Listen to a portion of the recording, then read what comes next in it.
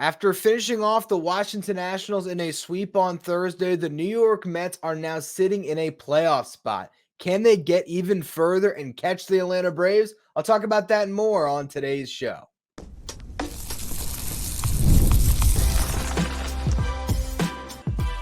You are Locked On Mets, your daily New York Mets podcast. Part of the Locked On Podcast Network, your team every day. Hello to all you amazing Mets fans. You're watching Locked On Mets, part of the Locked On Podcast Network, your team every day. I'm your host, Ryan Finkelstein. If you want to find any of my work, follow me on X at Finkelstein Ryan. You can also find some of my writing at justbaseball.com, where I work as the managing editor. This episode of Locked On Mets is brought to you by Booking.com. Booking.yeah. The right stay can make you a fan of any city, even your rivals. Check out Booking.com for your stay today. Well, in 6 weeks, the New York Mets have gone from 11 games under 500 all the way up to 2 games over and sitting in a playoff spot. You're all waking up this morning, maybe listening to the show here. Obviously, you're listening if you're hearing these words. Well, guess what? The Mets are in a playoff spot. They are tied with the Padres for the third wildcard spot, right behind the Cardinals, and not that far behind the Braves. We'll be talking about that a little bit more in the next segment, but a great victory on Thursday in the first shutout of the season for the New York Mets, which says a lot about their pitching this year, both their starters and their relievers, really, because I don't know how many times the starters have handed off a shutout to their bullpen, particularly deep in a game. And of course, even when they have, the bullpen has found a way every time to at least give up a run, even in those lopsided games where you're just trying to get to the finish line. They always find a way to give up something. Today, they did not. They made it through 27 outs without allowing a run. And it all started with David Peterson, who was exceptional. I tweeted it after he was pulled from the game. For those of you who are joining me on David Peterson Island, welcome. I have been here. I never fully stole my stock on him. There was some times where I wavered, certainly. I'm sure you can go back through the Locked On Mets archives and find me talking down on David Peterson. But every single time where I was mentioning the struggles, I would first say I believed in him. I thought he was going to be great last year. I believed he would be a number 3 starter for the Mets. I thought he could be that good coming off of a really solid 2022 season where the data really showed us that David Peterson had great stuff. The slider in particular was nasty in 2022. But the hip injury, which we learned about later, maybe plagued him all season, never quite was comfortable. He did pitch a little bit better down the stretch last year, but now we're seeing the version of David Peterson that we've seen glimpses of from his rookie year in 2020 to what we saw in 2022. And now it's even a better version of that as he continues to mature. He's 28 years old. And remember, this is a first-round pick. So when you see David Peterson finding success in the big leagues that a pitcher like Tyler McGill has not, it shouldn't come completely out of left field. This is a guy that was supposed to be this, and he's really maturing in front of our eyes. What I saw in this game today, it was the confidence to go to any pitch in the zone and to really attack when he was behind on some hitters and get back into some counts. He walked his fair share of batters in this game, but overall, he never felt like he had, lost any grip of the game. It always felt like he had a chance to pitch himself out of some tough spots. And every single time he was able to. First inning, works around a single and a walk. Second inning, gives up a leadoff double. Then a base hit puts runners at the corners with nobody out. And he settles in and he strikes out the next 3 batters. The first 2 on backdoor curveballs. I think the first one was a 3-2 count. And he just threw a great curveball in the zone that got a swing and miss. Then the next batter, Jacob Young, another curveball that was just outside, a backdoor curveball just off the plate, got the swing and miss.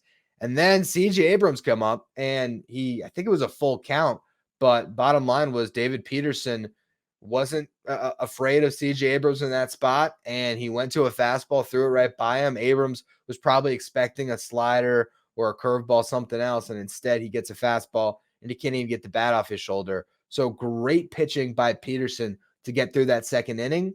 And from that point on, it just felt like he was going to find his way through every single jam that he came across. Third inning, he cruised through it.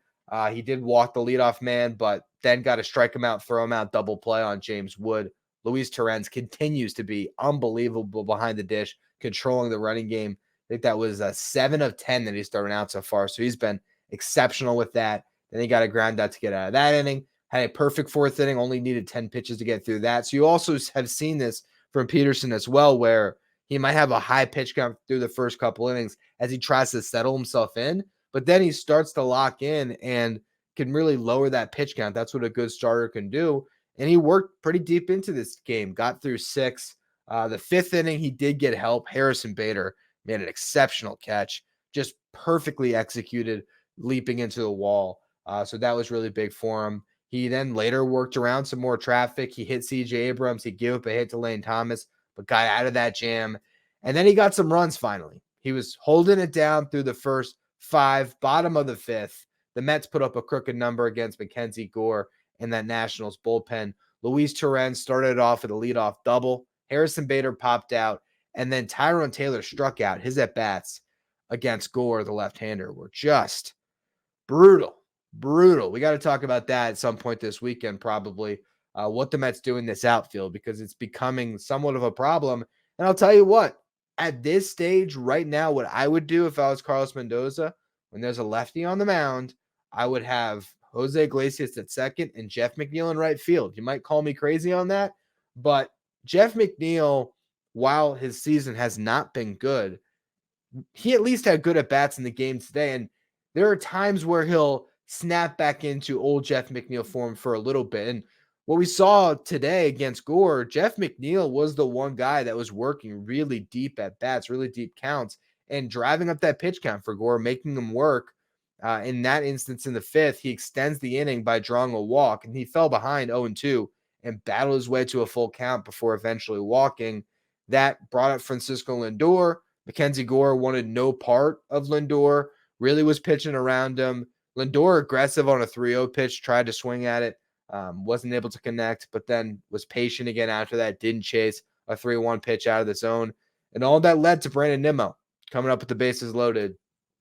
And Nimmo would not be deterred. He has been ridiculously good lately. So I talked about on yesterday's show the fact that him and Francisco Lindor have just been carrying this team.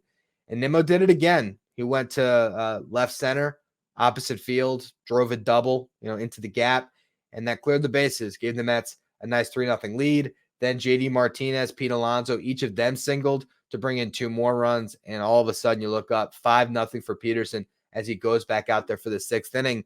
And that's a really important inning for Peterson to get. And the Mets had the bullpen working. If there was any signs of trouble, he might have got pulled from the game. He did walk a batter, but he worked around that, got 3 ground balls, got out of the 6th. And I love the sigh of relief as he walked off and knew that he had completed it.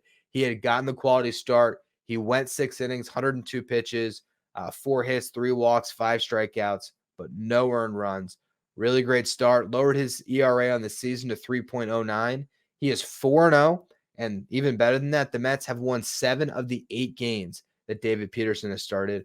4 of those have been quality starts from Peterson. So he just continues to really be a good part of this rotation that's gotten so much better. All 3 lefties are rolling right now. You're going to see 2 of them this weekend with Sean Manaea and Jose Quintana. But this is a rotation that I'm starting to really believe in, especially when you think about the prospect of Kodai Senga entering the fold in a couple of weeks. I mean, you can have a 6-man rotation that's dynamite, and if those guys are all getting extra rest, you can pitch them a little bit deeper into games. David Peterson is the guy. I almost feel like he's had more 100-pitch outings than any other Mets starter this year. I might be crazy for that. I'd have to look at the numbers, but I just feel like this is like the 3rd time he's gotten past 100. I think you'll see that, though, in a 6-man rotation where these guys might get pushed a little bit further, get them through 6. You have a shorter bullpen that can hopefully get the last 9 outs, and that's what happened today.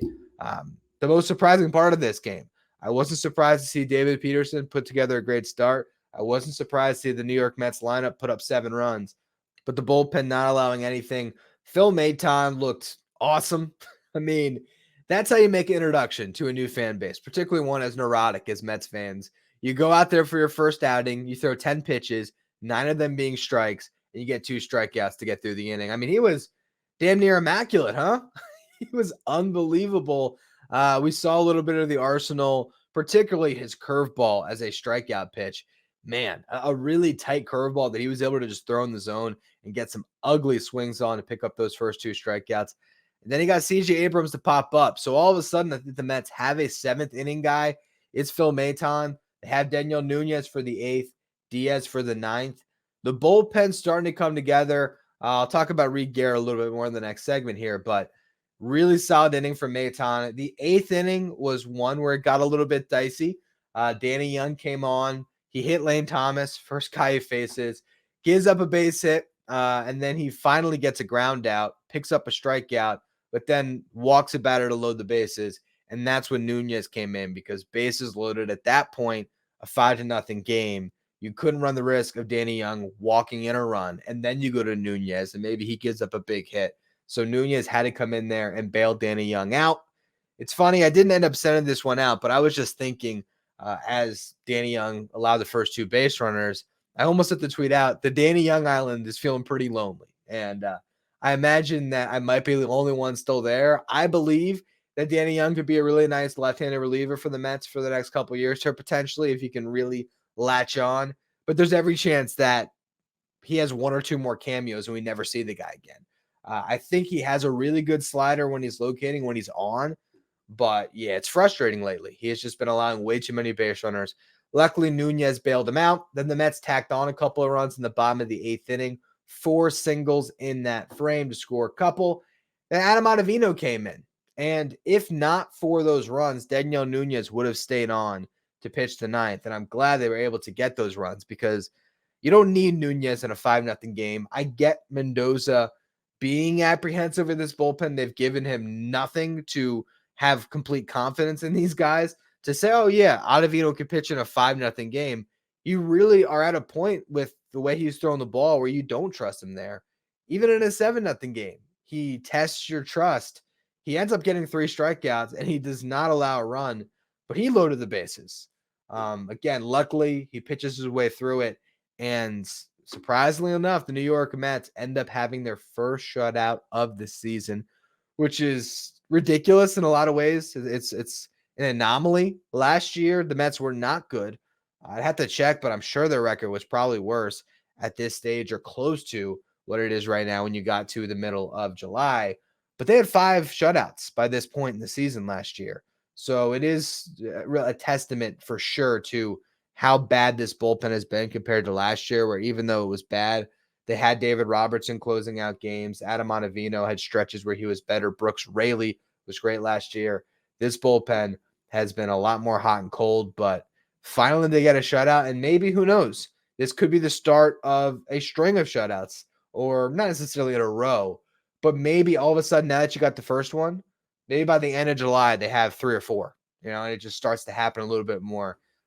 It was one where it looked dicey in both of those final 2 innings, but they did it. So we'll see if they can keep things up. More importantly, though, where does this put them in the standings? And should the Mets have their eyes set on the Braves? I want to talk about that a little bit in the next segment. First, though, a word from our sponsors. This episode of Locked On Mets is brought to you by Booking.com. Booking.yeah. With summer travel heating up, especially travel for baseball games, it's time to explore those U.S. cities you always secretly wanted to learn more about. Yes, we're talking about your rival cities. With hotels, bed and breakfasts, vacation rentals, resorts, and so much more on Booking.com, you might just find your perfect stay even in your baseball rival city. You got a series over the weekend at Citi Field, but after the All-Star break, the Mets are going to play in Miami. So if you want to go on a little summer vacation down to South Florida, make sure you head over to Booking.com. The right stay can make you a fan of any U.S. city, even your rivals. Book today on Booking.com on the site or in the Booking.com app. Today's episode is also brought to you by eBay Motors. Passion, drive, and patience are what brings home the winning trophy. It's also what keeps your ride or die alive. eBay Motors has everything you need to maintain your vehicle and level it up to peak performance. From superchargers to roof racks, exhaust kits, LED headlights, and more. Whether you're into speed, power, or style, eBay Motors has got you covered. With over 122 million parts for your number one ride or die, you'll always find exactly what you're looking for. With eBay's Guaranteed Fit, your part is guaranteed to fit your ride every time or your money back. because with eBay Motors, you're burning rubber, not cash. With all the parts you need at the prices you want, it's easy to turn your car into the MVP and bring home that win. So keep your ride or die alive at ebaymotors.com. Eligible items only, exclusions apply. eBay's guaranteed fit is only available to U.S. customers. If you want to stay up to date with all the latest in the world of sports, make sure you check out Locked On Sports Today, streaming 24/7 on YouTube. And if you're watching on YouTube, do me a favor, hit that subscribe button. I set a goal to get to 9,000 subs by the All-Star break, and we are 25 subscribers away. So I appreciate all of you who continue to hit that red button and subscribe. All right, so let's talk about where the Mets are right now. They were 22-33, and that was about 6 weeks ago. Since then, they've gone 25-12 over their last 37 games to move all the way up to 47-45. That is a .676 winning percentage across that span. You take that, extrapolate it over 162 games. Do you know the pace the New York Mets are playing at right now? They're playing at a 109 win pace over a 6-week span. It's remarkable stuff. And even when they've had the little tiny valleys, they pick themselves right back up. They go on a road trip where they win 4 of the 8 games against some bad teams, or I don't know, bad, because the Pirates, I feel like, are really coming along, and the Nationals aren't a horrible team, though the Mets have really handled them this year outside of those 2 games they lost last week.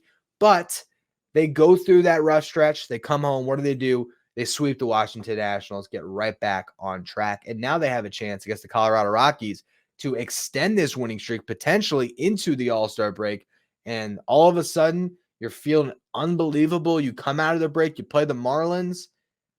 I have to just acknowledge that it's not outside the realm of possibility that the New York Mets could catch the Braves this year. I'm just saying, they're 4.5 games back right now. The Braves are not the Braves of last year. Their lineup has started swinging a little bit better, but I would right now, just strictly offense and defense, the starting 9, I would take the New York Mets over the Braves. Am I biased? Absolutely. But also, the Braves don't have Acuna. Matt Olson has been hot and cold all year. Austin Riley has started to come around a little bit. They're missing Michael Harris still. Jared Kelenic, of course, has started to really hit for them.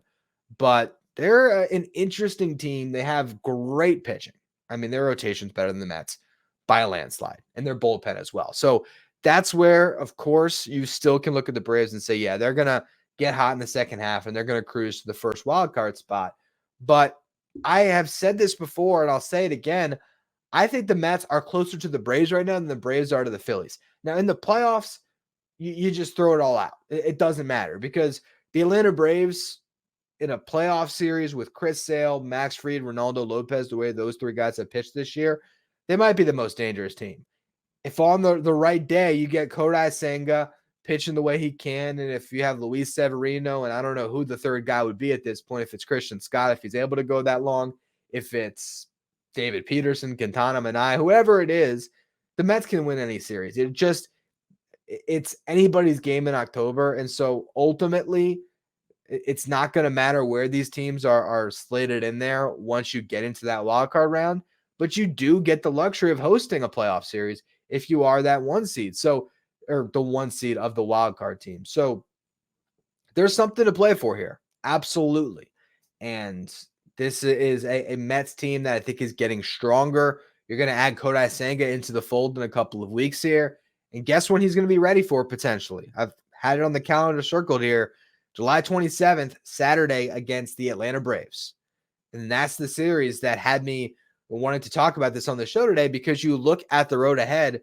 These 2 teams are 9 games away from playing each other, and the Mets are 4.5 games back. You look at the schedule that each of them has.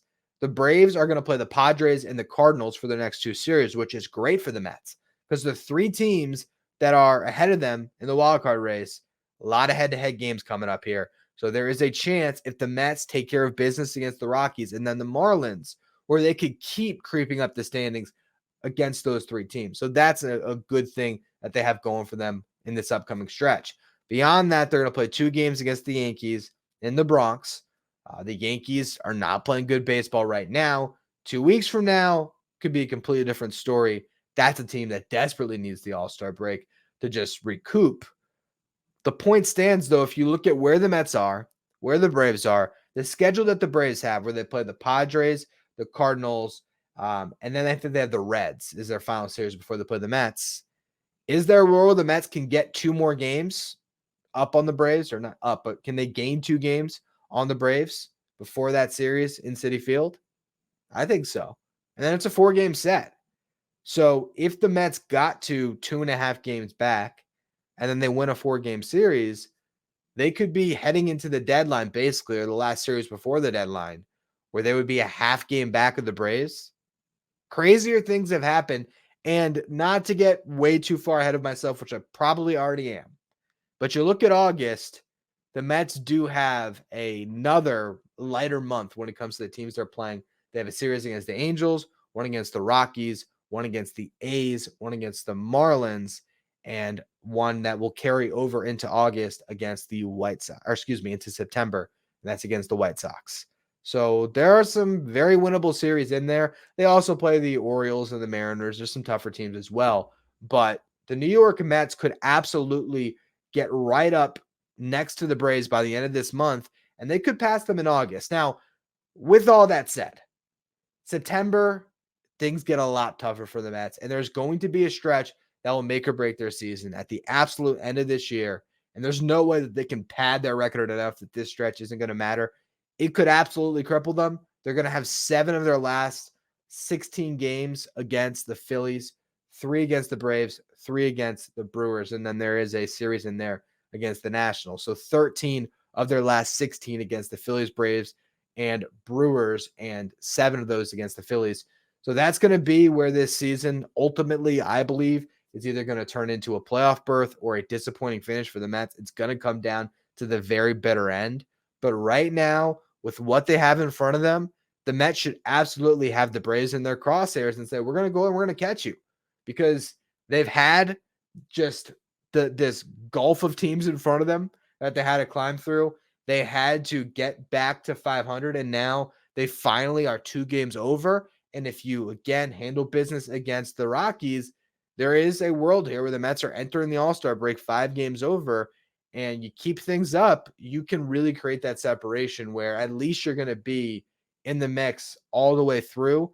But again, I look at the Braves, and this would be a year where the Mets could really shock them, get very close. If I had to put my money on it, I'd still take the Braves, honestly. My own actual cash on it, not my heart opinion, not my biased opinion, my actual thought process. If I put myself in a vacuum, I remove all the other, biases and all the fandom away from it, I still think the Braves are going to be the first wild card team, because they have the ability to be ignitable, especially with that rotation in the bullpen, and they're starting to swing it a little bit better.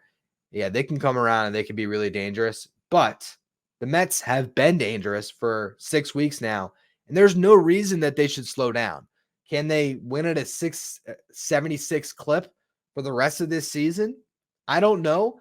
But guess what? If they have 6 more weeks of this leading up to that stretch of the season where everything's going to be on the line over the last 2.5 weeks, I think they're going to be in a good enough position where, as long as they don't just completely collapse, they should be able to make sure that they end up in the playoffs.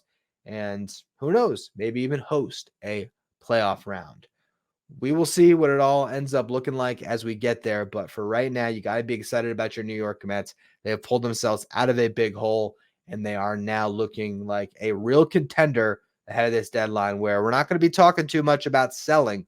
It's going to be all buying topics over the next couple of weeks here. But first things first, there's a series against the Rockies to discuss. So I will preview what lies ahead this weekend in just a minute. First, though, a word from our sponsors. Today's episode is brought to you by Tax Network USA. Here with Locked On Mets, we pride ourselves on getting you the latest news for your team, whether it's the offseason, the draft, spring training, or the playoffs. It's year-round. You know what else is year-round? Collection season. Just because tax season's over doesn't mean the IRS will stop coming after you for unfiled taxes. The IRS can garnish your wages, levy your bank accounts, can even seize your property. Don't let the IRS target you. Let the licensed professionals and tax experts at Tax Network USA go to bat for you. With over 14 years of experience and an A-plus rating by the Better Business Bureau, Tax Network USA has saved their clients over $1 billion in tax debt. Whether you owe taxes, have complicated matters that require tax planning, or finally hit that parlay this season and need help correctly filing, call 1-800-549-1000 or visit tnusa.com/lockedon. You can also just see the link in the episode description below. Today's episode is also brought to you by Stitch Fix. With Stitch Fix, you get a stylist that understands your style, size, and budget, and they do all the shopping for you. It is the easiest way to update your wardrobe this season. Personally, I hate going to the actual store, going in the fitting room. It feels dirty sometimes, doesn't it? I don't know. Maybe that's just me. Trying on clothes that other people have tried on. No, I like Stitch Fix because they personalize the whole experience. So you log in, you give them your style, your size, your budget preferences. They'll start to show you some things from their collection. You put a thumbs up if you like it, thumbs down if you don't. That'll curate a style for you. And then they're going to send you a box of 5 just for me pieces, plus outfit recommendations, pro styling advice. And there's no subscription required. You keep what works for you, you send back the rest. Stitch Fix makes it all so easy where you just get stuff sent right to your house. You try it on at the comfort of your own home, and you get to keep what you like, and everything else, send it back. No problem, and it's always free. Style that makes you feel as good as you look. Get started today at stitchfix.com/MLB and get $20 off your first fix. That's stitchfix.com/MLB for $20 off. Stitchfix.com/MLB. Must redeem within 7 days of sign up. If you're an everyday listener to the show, make sure you become a Locked On Mets insider. Here's why. You're going to get inside access to the show. So today, I have been doing some trade deadline prep, and I decided to send over some mock trades to the Locked On Mets insiders to give them a sense of where my head was at on some relievers the Mets could target and what the package would be to get those relievers. We're going to talk about this on a show next week. The All-Star break gives us plenty of time to talk deadline. So stay tuned for that. But if you were an insider, you might get that information a week sooner than everybody else. So if you want to be Locked On Mets insider, make sure you find the link in the episode description, or you can go to subtext.com/LockedOnMets. Now, before we talk about Mets versus Rockies over the weekend, great news on Reed Garrett. He does not have any structural damage to the ligaments in his elbow. So the Mets dodged a huge bullet. There was some inflammation of a nerve in his elbow, so he's going to need to rest for a little bit. The timeline is 2 to 4 weeks. I would not expect Reed Garrett to throw another pitch in July, but at some point after the All-Star break, I would maybe guess middle of August. I would assume it might be the longer end of that 2 to 4 week timetable, but Reed Garrett should be able to come back and be an impact arm again for the stretch run. And who knows, maybe getting this time off, getting this rest, you might get a much better version of Garrett when he returns. And he might not return in the same high leverage role. He might be back in a role similar to what we saw earlier this season, where he can come in and be the bridge from the starters to the high leverage guys, pitching multiple innings, getting more rest in between potentially. I think this is going to end up being not a good thing. You don't want to say an injury is a good thing, but in the long run, I think this might end up working to Garrett's benefit here because he was just getting super taxed. And I think that's ultimately all this was. Just a guy that has been throwing too much. So now he gets to hit the pause button. Hopefully the Mets can weather the storm without him. I think having Phil Maton in his place is a huge benefit. I almost think Phil Maton is a little bit better than the version of Garrett we've been seeing. Maton is not a gas reliever who is going through the marathon of a season for the first time. He's experienced. He's a veteran. He just worked on something with his mechanics with the Rays that has allowed him to have a lot of success recently. I think the Mets are going to be the beneficiaries. That's a tough word. Beneficiaries, right? Close enough. They're going to benefit. How about that? From the work that he did in Tampa. And I think they're going to have a very solid seventh inning guy. I made the comp today on Twitter of Addison Reed. Not that they are similar in their delivery or the pitches that they throw, but just the fact that they feel like a nice warm blanket, don't they? They just feel like that stability, right? You hand the ball to them in the seventh, they're going to go and get you 3 outs. And Who knows? Maybe Maton's just in the beginning of what could be a longer tenure with the Mets since there is a club option for next season. All right, let's now preview what we got this weekend. Mets versus Rockies. Rockies are not a good team.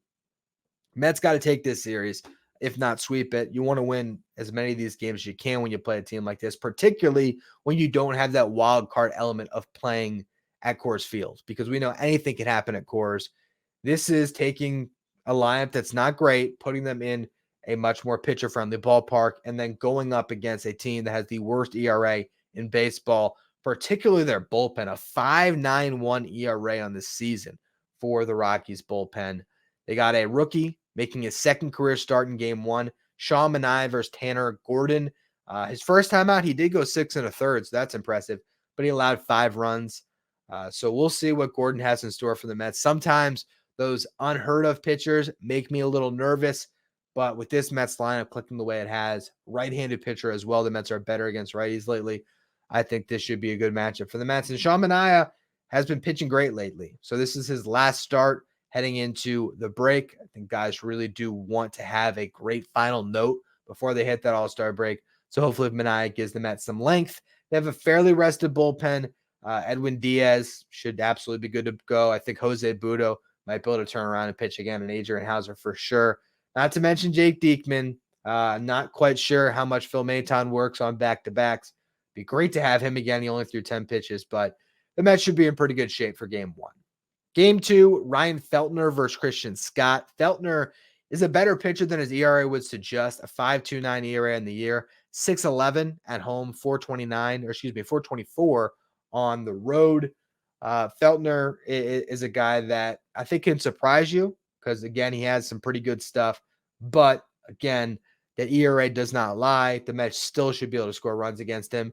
And Christian Scott gets an opportunity to, again, start on regular rest, but this time on a much lower pitch count than his prior one. 77 pitches. That was obviously the note that everyone was talking about, the fact that he got pulled at that number and he could have made that extra or gotten that extra out, stayed in the game. Well, now we'll see if he has a little bit more breathing room in this start. I think the fact that the Mets can rest him more than a week after this, it could be as many as 8 days potentially before Christian Scott makes another start, if not even more than that. So maybe he has a full 95 pitches, but we'll see. This would be a great opportunity for him to finally get his first big league victory. Final game, tougher matchup. Cal Quantrill going up against Jose Quintana. Quantrill's got a 4.13 ERA on the season, but he's given up 5 runs in 2 of his last 3 starts. Has not been pitching as well lately, so you might be getting him at the right time, or he could turn things around against the Mets here. And Jose Quintana has been unbelievable as of late, so we'll see if he can keep it up. The Mets, again, are going up against a team here that they should absolutely beat. If they handle business completely, they might just be 5 games up when we get to the All-Star break, or 5 games over 500, I should say. So we'll see how they do against the Rockies. I will be here for you all weekend, doing weekend shows as I am one to do. And tomorrow's show is going to be a fun one. I want to talk about the 3 prospects that the Mets have lost so far this season that could have helped the big league club. We're talking about Drew Gilbert, Ronnie Mauricio, and Jet Williams. I want to go through where each of them is at because Drew Gilbert at least is getting back on the field, when we could see them again, and what their impact could have been had they not gotten hurt. So that should be a fun show on Saturday. Make sure that you are subscribed on YouTube so you don't miss it. Again, we are trying to get to 9,000 subs by the All-Star break, 25 away. So I appreciate all of you continue to subscribe. If you're listening on the audio side, follow, rate, and review wherever you get your podcasts. If you want to follow me on social media, you can do so at Finkelstein Ryan. Follow the show at Locked On Mets. Thank you for making Locked On Mets your first listen or your first watch every day. Now, for your second listen or your second watch, head over to YouTube and check out Locked On Sports Today, which is streaming 24/7. Locked On Sports Today has our local experts from each team and our league-wide experts from each league covering all the latest in the world of sports. You can find Locked On Sports Today streaming 24/7, not only on YouTube, but also on Amazon Fire TV.